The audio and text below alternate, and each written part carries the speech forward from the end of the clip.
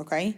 So to start with an example, here we go, okay? Let's go down to example 3, okay? All right, so here's what we need to know. Every single time you are going to find the slopes between all the sides of the quadrilateral or triangle, and you are going to find the distances between all of the sides of the triangle or quadrilateral. In this case, we have a quadrilateral, okay, because there's 4 points.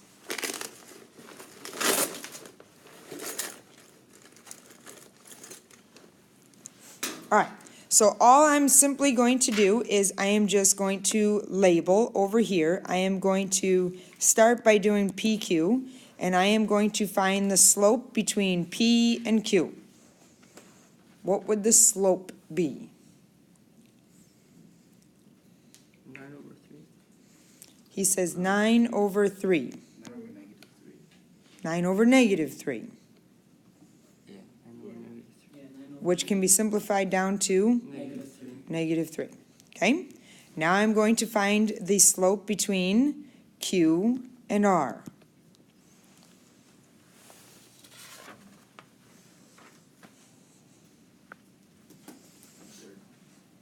Okay? We've got a 1/3 over here. Do you agree that it's 1/3? No. Okay? Oh, yeah, yes. If not, what is it? I got 10 minus 6 is 4. 8 minus a negative 4 is 12. 4/12 is 1/3. Okay? Next, I've got R to S. What is the slope from R to S? 3. 1 minus 10 is -9. 11 minus 8 is 3. What's -9 divided by 3? -3. And then I have to go from the last letter to the first letter, so from P to S. So what is the slope from P to S? 1 minus a -3, 11 minus a -1. 3. How about 1/3? Remember, you gotta do the y's over the x's. You did the x's over the y's. Okay? All right. So just look at those slopes for a second and tell me what you see. What do you see? There are two pairs of perpendicular lines. Okay? He says that these are perpendicular, these are perpendicular, these are perpendicular, so on and so forth. What else do you see? Aren't they parallel? So I see these two are parallel and these two are parallel. Yeah. Right. But aren't these, isn't he correct? The -3 and 1/3 are perpendicular? Yeah. Okay, so you're both right. It's a square. Okay, all right, so now Houston's already thinking ahead, so think about this.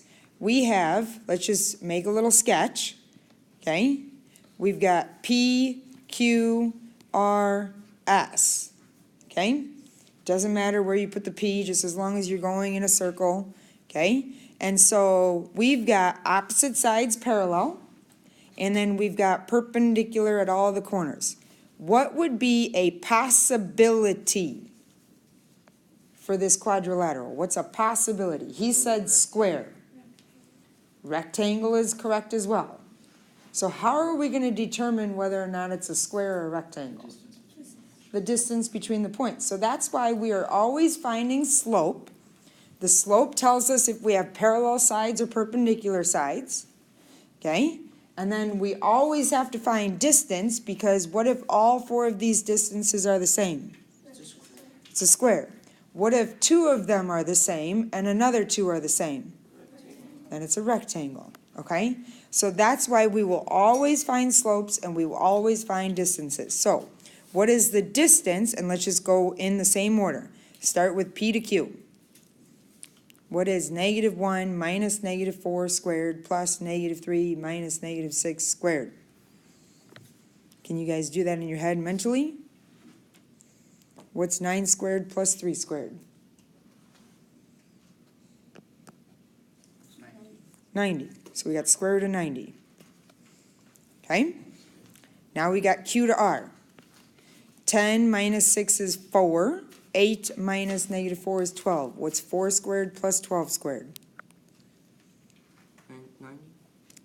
12 squared is 144. Oh. 4 squared is 16, making, so that's enough information truly right there to tell us that it's not going to be a square. It's probably going to be a rectangle. So that means if I do RS, what distance should I get? I should get 90. Let's see. 1 minus 10 is 9. 9 squared is 81. 11 minus 8 is 3. 3 squared is 9. 81 plus 9 is 90. And then the last one is going to end up being the square root of 160. Okay?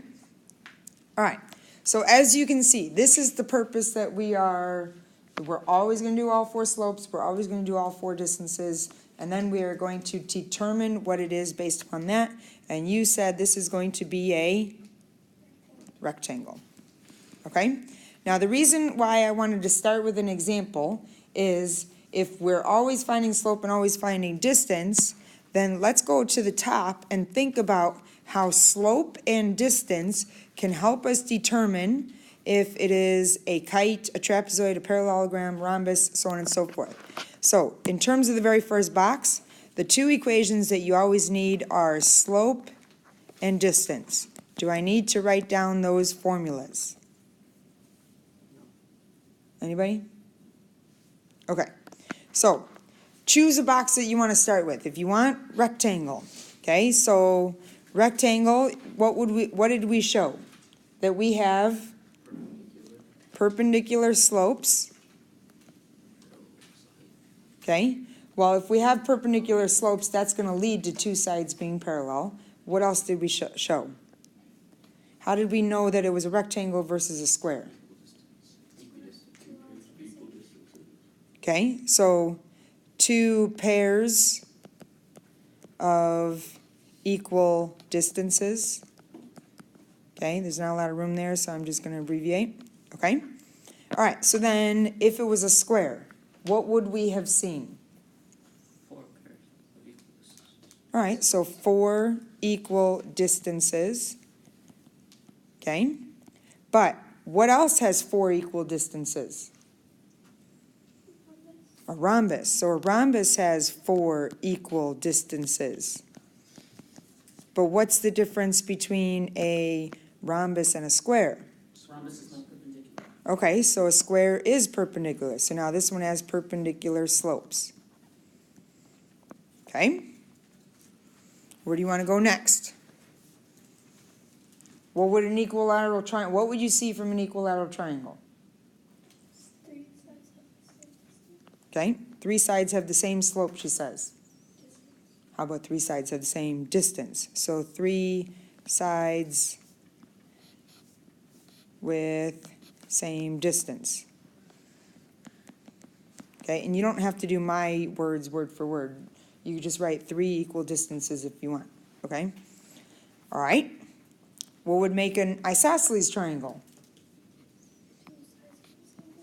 2 sides with same distance. Scalene. No equal sides. So none of the distances are the same. All right, we're doing good. Where do you want to go next?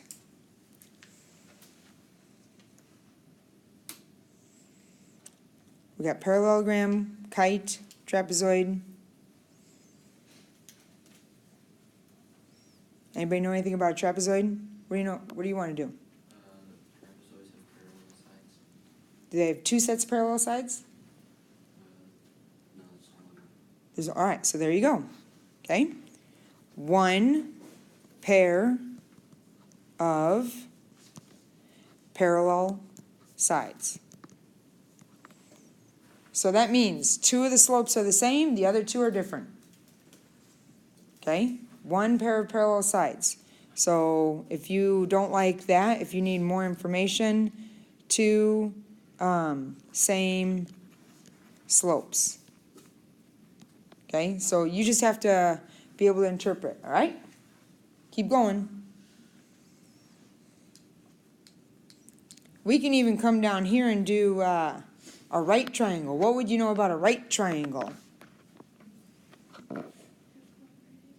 There's one right angle. How do we know that it has a right angle?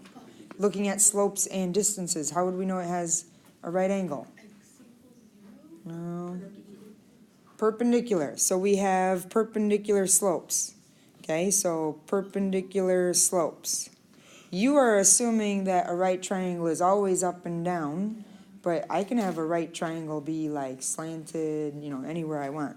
Okay, so now, the only thing it has there with the question marks is it possible to have a scalene right triangle? Is that possible? No. Yes, 3, 4, 5. Okay, is it possible to have an isosceles right triangle? Yes. Is it possible to have an equilateral right triangle? No. No, because what are all three angles in an equilateral triangle? Not 90, 60. Okay? So, that's why it's important to, even on triangles, that's why it's important to do slopes and distances, because if you see two of the distances are the same, and then two of the slopes are perpendicular, now you know it's isosceles and a right triangle. Okay? All right, we got kite and parallelogram. I'll tell you for quadrilateral, we could just put nothing. There is absolutely nothing special. None of the sides have the same slope. None of the sides are perpendicular. None of the distances are the same. There's nothing going on. What's true about a parallelogram or a kite? Yeah. They have parallel sides. Which one are we doing? Kite, A kite has, what'd you say? 2 parallel sides. He says kites have parallel sides. Do you agree with that? There are 2 pairs of adjacent sides. 2 pairs of adjacent sides that are what? Equal. Equal in length. So we have 2 pairs of adjacent sides with same distance. Okay? All right, so how are you going to determine when you are doing this whether or not you have opposite sides or adjacent sides? How are you going to know that? Well, to answer that question, that's why every once in a while it's just good to make just a tiny little sketch. Okay? Just make a little sketch so that you can keep track of which sides are opposite and which sides are adjacent. Okay? So there's no special thing with that, all right? Parallelogram. Okay, so we have opposite sides parallel. So that means opposite sides have the same slope. Are they perpendicular? No, they're not perpendicular. Okay? What else is true? Opposite sides are equal in length. They have the same distance. Okay?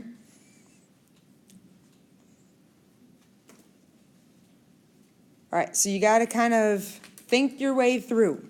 Okay? And like I said, making a tiny little sketch will help. Okay?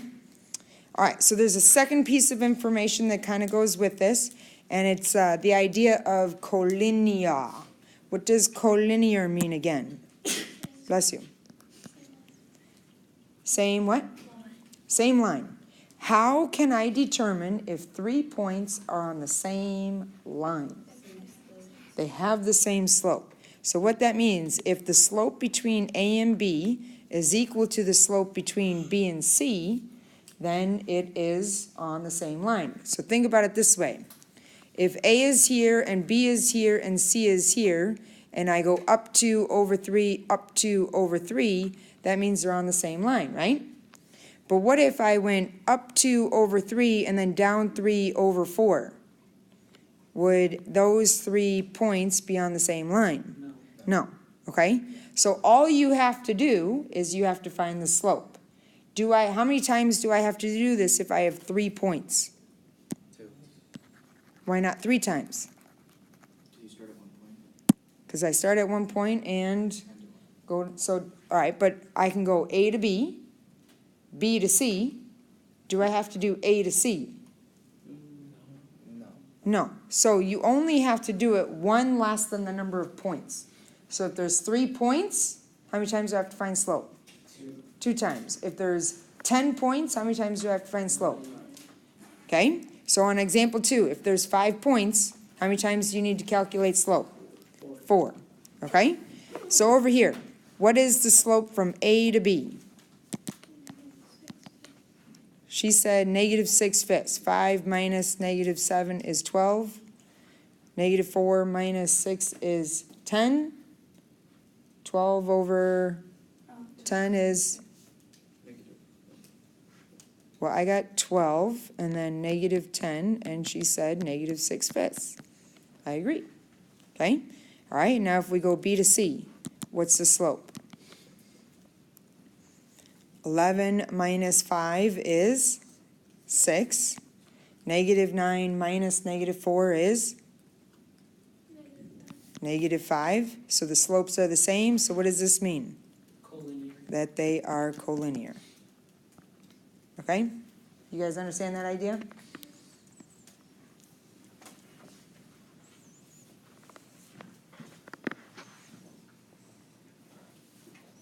All right, if you go to the side, okay, here, it just kind of talks about, you know, the idea of comparing the two, okay, so like, we don't really have to take a whole lot of notes here, all right, but like, you know, for example, we've already did this because we did on the bottom, but like, what would be the difference between a square and a rectangle? Distance. The distances, okay? So in this case, you have opposite sides that are congruent, but not all 4, whereas this one you have all 4. But what's the same about them? The slopes are always going to be perpendicular in both sets. So that's why you have to do the distances as well, okay? So what's the difference between up here, a parallelogram on the left and a rhombus on the right? All right, so this has 4 equal sides, whereas a parallelogram will have opposite sides only that are equal, okay? So as you're, and it just comes down to just kind of thinking your way through a problem, okay? So just understand that idea, all right?